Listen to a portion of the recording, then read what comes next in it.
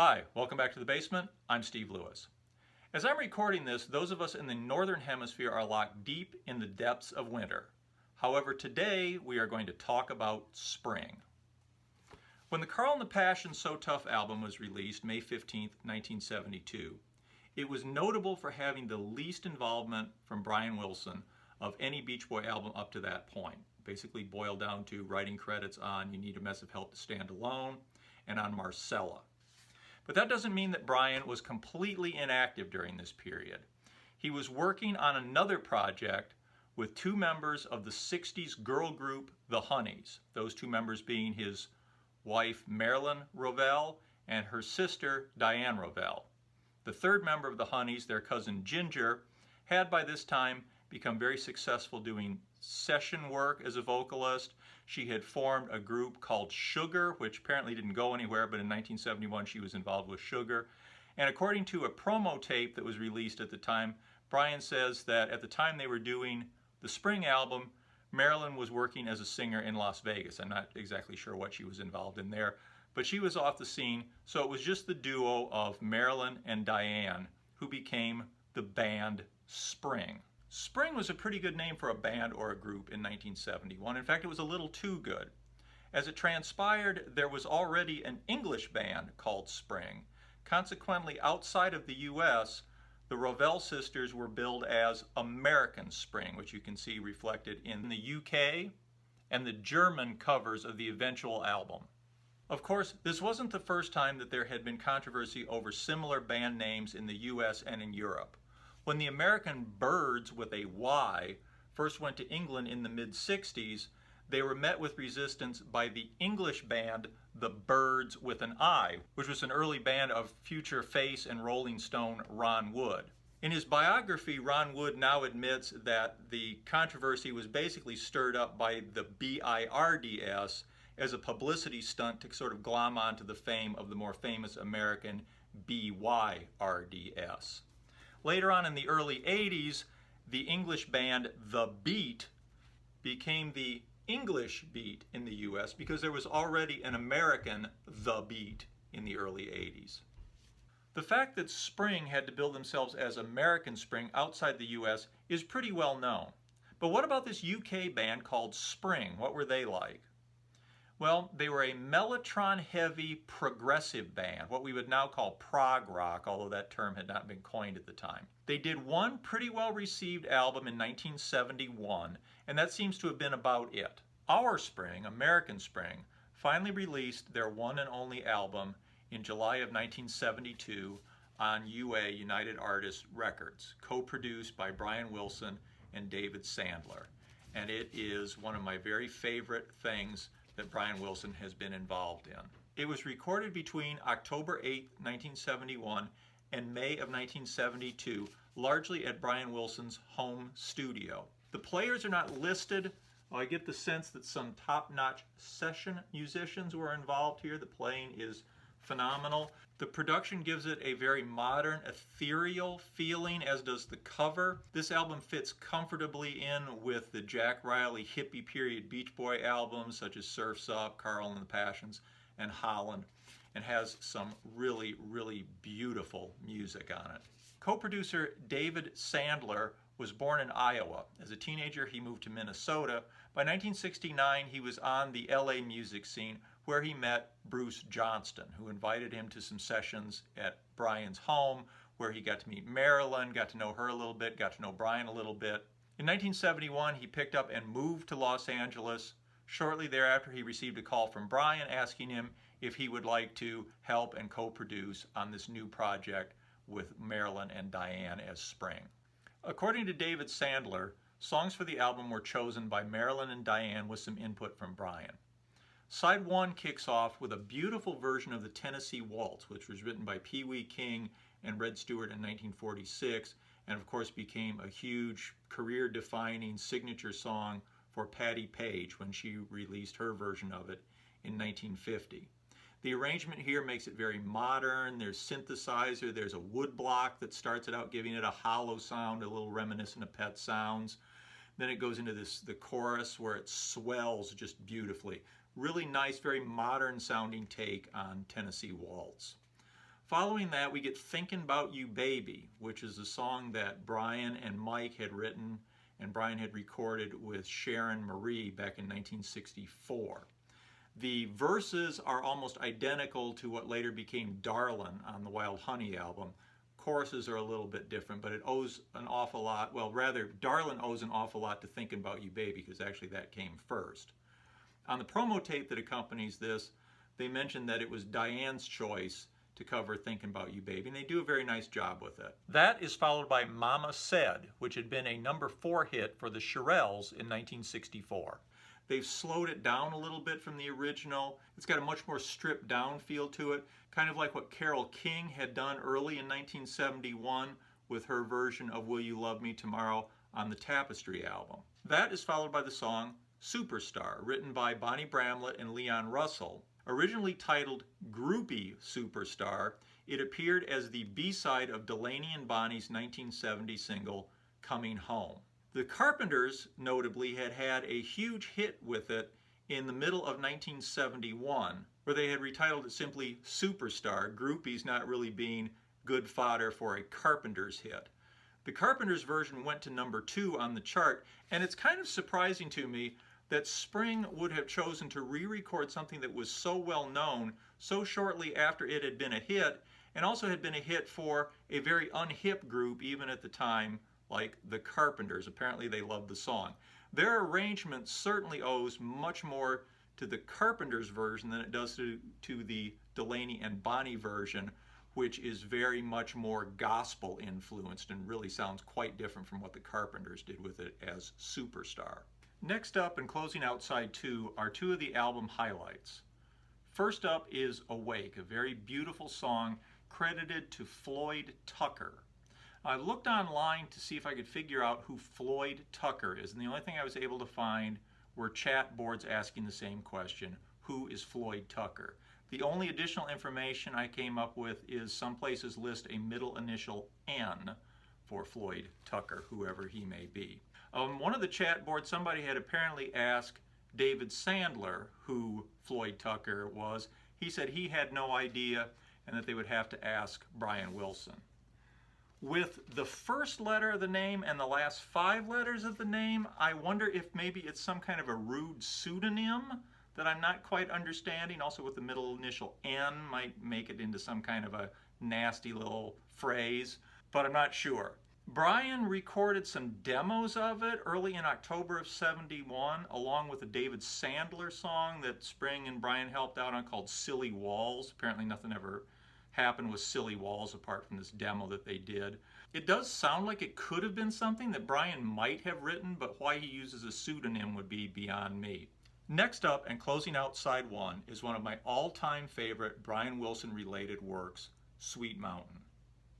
David Sandler says that Sweet Mountain began as a song he'd written called Standin' Tall, and I think you can still hear a remnant of that in the section of the final song where they go standin' there, which I assume at some point had been Standin' Tall. It was extensively reworked. The final version obviously owes certainly an homage to Mountain of Love, which had been a hit for Johnny Rivers and which was covered by the Beach Boys on the Beach Boys Party album. But they've taken this to a transcendental level. It's so beautiful. There are these interesting synthesizer flourishes throughout the song, and it's an example of almost a genre that they were on the verge of creating, kind of a cosmic transcendental doo-wop sound that you also saw in things like Long Promised Road, Feel Flows, All This Is That, Till I Die. They were really on the verge, I think, of a beautiful new genre of cosmic doo-wop, and I really wish they'd explored it further. Anyway, so glad to have Sweet Mountain. Great, great, beautiful, transcendental piece of music closing out side 1 of the Spring album.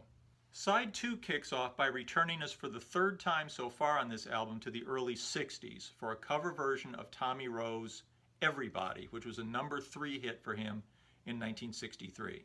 That's followed by 2 cover versions of songs from the Beach Boys' Sunflower LP, This Whole World and Dennis Wilson's Forever, both of which are highlights of the Spring album. This Whole World has a different feel to it. There's a section, a Starlight, Starbright sort of transition or middle eight toward the end that does not appear in the Sunflower version of the song. The version of Forever is just beautifully sung, really a beautiful piece of work. Hard to go wrong with Forever. The Ravel sisters do a beautiful job of it here on the Spring album. Then we get another Beach Boy cover, although at the time this had not yet been released, the song Good Time, which had also been tried out and rejected for Sunflower. Lyrics had been changed a little bit to make it sung by women instead of sung by men, and it's kind of a highlight here. It was the second single actually from the album, second of two singles. Didn't chart, but it's a nice track. It's a kind of a fun track. It was rewritten yet again, of course, and finally appeared on Beach Boys' Love You in 1977. Following that is Now That Everything's Been Said, which was the first single off the Spring album and had been released way back in the prior fall in October of 1971. It's a cover of a Carole King song, the title cut from the one album by her short-lived group, The City, which had appeared in 1968. So it's kind of a deep cut from Carole King. Pleasant tune. The choruses are a little fussy, and I think that might have prevented it from getting some airplay. The verses are beautifully done, but then there's just a little bit too much going on in the chorus, I think. Anyway, small quibble, beautiful piece of work, obviously beautifully written by Carole King. Carole King also wrote the final track, Down Home, along with her partner Gary Goffin, again in the early 60s. The track had first appeared as the B-side of Let's Turkey Trot by Little Eva. It had been covered by Rick Nelson, Benny King, and even Dean Martin by the time Spring recorded it in 1971-72. Though it probably wasn't intended in the early 60s, by 1972, the song seems to have taken on ecological overtones with lines like, there used to be a river and trees, and they're no longer there because Down Home no longer exists. It's a bittersweet, wistful way to end the album. The tune itself maybe owes a little bit to Swanee River by Stephen Foster, but again, beautiful Carole King tune. Now, Carole King obviously was riding high. She was a big deal at this time. A year earlier, her Tapestry album in early 1971 had performed magnificently. I often wonder if Spring being signed by UA had something to do with the success of the Tapestry album. You had, as with Carole King, a 60s songwriting stalwart in Brian Wilson doing new songs and a modern take on some old material. You had the female voices. I think UA might have had Carole King's Tapestry in the back of their mind when they signed Spring. But however, for whatever reason they did it, I'm glad they did. It's a beautiful album, a real highlight. The original package, as you can see, came with the gatefold. It also came with this pull-out essay by Ben Edmonds of Cream magazine. It has a little bit of a bio of Spring and the Ravel sisters, very cursory stuff. Mostly it's waxing poetic about the meaning of music. I think Ben Edmonds must have been paid by the word for this because he spends a long time not saying a whole lot. It's really kind of a waste. I wish they'd put liner notes in here and told us who some of the players were rather than Ben Edmonds' essay. Small quibble, it's a great, great album. To promote the album, back in October of 1971, Brian Wilson and Diane Ravel had recorded about a 13-minute audio tape that was packaged with an essay from Ben Edmonds. I'm not sure if it was the same essay that came inside the album or if it was something different. But they were packaged together and sent to about 25 radio stations when the album was eventually released in July of '72 to promote it. The tape is a meandering conversation. They literally talk about the weather. They talk about what Diane and Marilyn are going to wear for their photo shoot. They seem sober, but they seem really, really sleepy. There's lots of pauses. They say that Marilyn's already gone to bed. It's like 3:30 or 4 o'clock in the morning. They had been working on recording Thinking About You Baby before that. They also say that the album is going to be out before the end of 1971, and of course it doesn't come out until July of '72, so who knows what happened there. They do say that it's about half done in early October, which from the recording dates that I've seen, seems kind of impossible. They also mentioned that they had recently recorded a version of Vegetables with Dean Torrance, where Marilyn and Diane and, they say, Brian had sung backing vocals. Jan and Dean, of course, had been on Liberty Records. Liberty was purchased by United Artists in 1969. So at this point, Dean Torrance and Spring were label mates. And Brian did co-produce this version of Vegetables, and apparently, according to that tape, sang backing on it. It was released as a single under the name Jan and Dean, and also appeared on UA's Jan and Dean Anthology album in 1972. So there is a version of Vegetables with Dean, Spring, and Brian that you can get here. Also on the tape, they talk about an upcoming appearance on the David Frost show that Spring and Brian Wilson are supposed to do. Now, I don't think this ever happened, but let me know if I'm wrong. If there was an appearance by Spring and Brian on the David Frost show, I would love to see it, but I don't think it ever came to pass. Other than that, the tape is really sort of useless. Marilyn is not on it. Brian and Diane are clearly so tired that they can't raise any kind of enthusiasm. And at this point, the album is so far from completion that they can't really talk about it with any specifics. I'm really stunned that they didn't just record it again later when they were more awake and more of the album was finished. Yet this went out to radio stations along with a Ben Edmonds essay. Now, if the Ben Edmonds essay was anything like the essay that was included in the Spring album, along with this tape, I doubt that it did anything to enhance the chances of the Spring album being a success.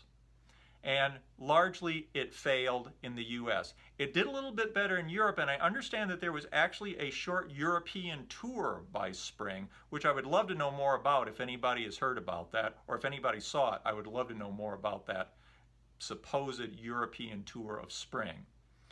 Shortly thereafter, UA dropped Spring, but that was not the end of the story. There was still more to come from Spring, now called everywhere in the world American Spring.